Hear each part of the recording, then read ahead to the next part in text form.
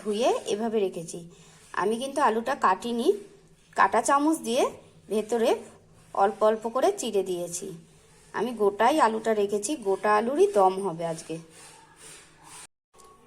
আমি আলুর দমে মগজ, কাজু বাদাম আর পোস্ত বাটা দেব, তাই এগুলো প্লেটে সাজিয়ে নিয়েছি। এবার এগুলোকে আমি বেটে নেব। আমি কড়াইতে তেল দিয়ে দিয়েছি, তেল আমার গরম হয়ে গেছে। এবার আলুগুলোকে আমি ডুবো তেলে ভেজে নেব।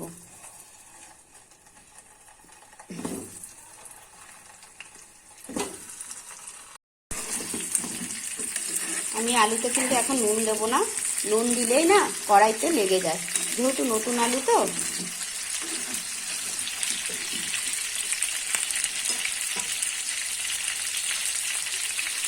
হলুদ দিয়ে দিলাম, হলুদ দিয়ে আলুটাকে কিছুক্ষণ ভাজবো, ভেজে তারপরে আমি নুনটাকে দেব।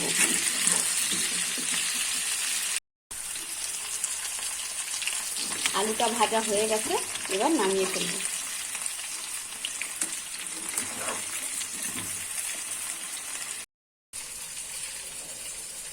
আলুটা ভাজা হয়ে গেছে, নামিয়ে ফেলেছি। আলুর দমে বানানোর জন্য একটা মশলা তৈরি করে নিচ্ছি। দেখুন এখানে টক দই নিয়ে নিয়েছি। টক দইয়ের মধ্যে আমি 1 চামচ হলুদ দিয়ে দিলাম, 1 চামচ কাশ্মীরি লঙ্কার গুঁড়ো, 1 চামচ ধনে জিরে গুঁড়ো, শুকনো কড়াইতে টেলে আমি গুঁড়ো করে রেখে দিই, সেইটা দিয়ে দিলাম। এবার আমি এটা ভালো করে মিশাবো। কেটে নিয়েছিলাম এই যে টমেটো পেস্ট, এটা দিয়ে দেবো। আমার কড়াই বসিয়ে তেল দিয়ে দিয়েছি, তেল গরম হয়ে গেছে। তেজপাতা, 2-3টে শুকনো লঙ্কা আর জিরে আমি ফোড়নে দিয়ে দিলাম।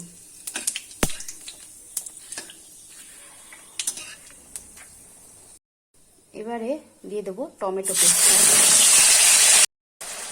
এবারে দিয়ে দেবো টক দইয়ের সাথে যে মশলাগুলো আমি মিক্সড করে রেখেছিলাম, সেই মশলাটা।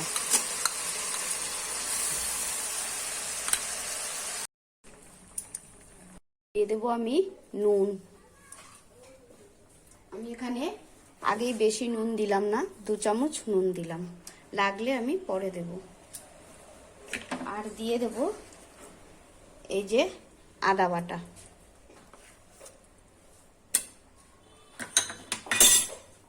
এবার আমি সব মশলার সাথে আমি মিক্সড করব। দিয়ে দেবো আমি চিনি।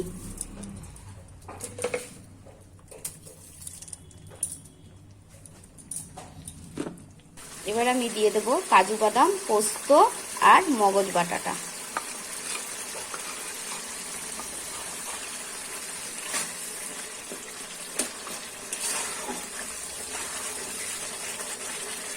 আমার ভালো করে মশলাটা কষানো হয়ে গেছে। এবার আমি আলুগুলো দিয়ে দিলাম।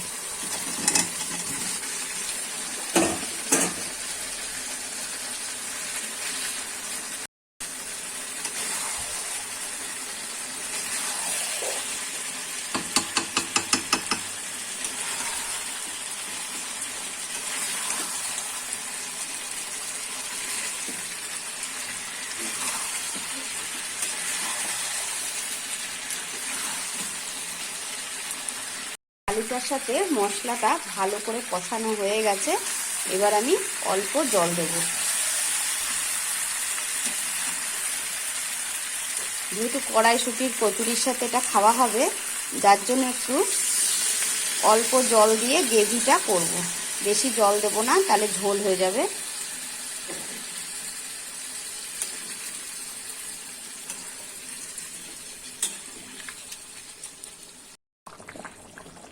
আমার কাশ্মীরি আলুর দম হয়ে গেছে। দেখুন বন্ধুরা,